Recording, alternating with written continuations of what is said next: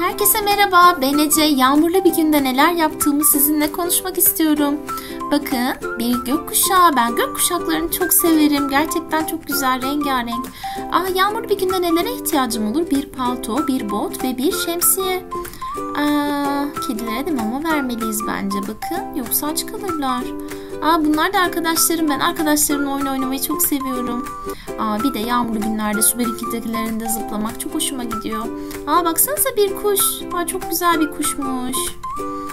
Bu da bir uğur böceği. Çok severim. Uğur böcekleri çok tatlıdır.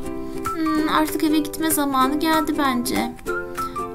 Yağmur bitmiş, güneş açmış. Çiçekleri sulayalım.